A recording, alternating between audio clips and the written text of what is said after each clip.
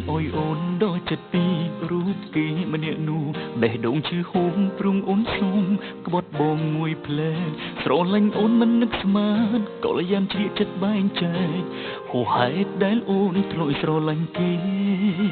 អូនប្រាប់ថាអូនត្រូវការបងដូចតែគ្នាតែសុំថែគេពេលនេះអូនសុំក្បត់ស្នេហា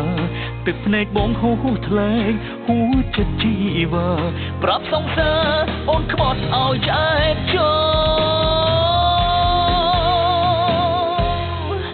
សង្សារខ្ញុំសុំក្បត់ចិត្តមួយផ្លែតមិនសូវហួសហេតុមិនសូវឈឺផ្សាមិនសូវខ្មាស់គេមិនសូវអចា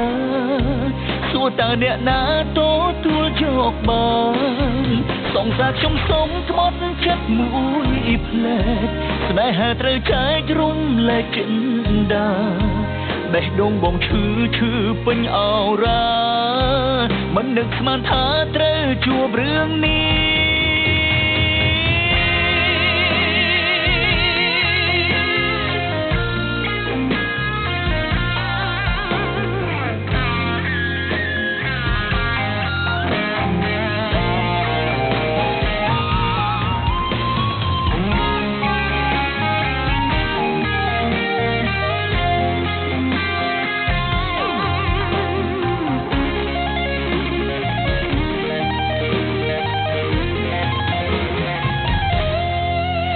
ចិត្តខ្លួនឯងដែលតែងតែផ្ដល់ដុំឡៃស្នេហ៍តែងតែព្យាយាមថែក្លែងស្នេហ៍រីងរាយរស់ព្រួយកុំស្មោះត្រង់នឹងស្នេហា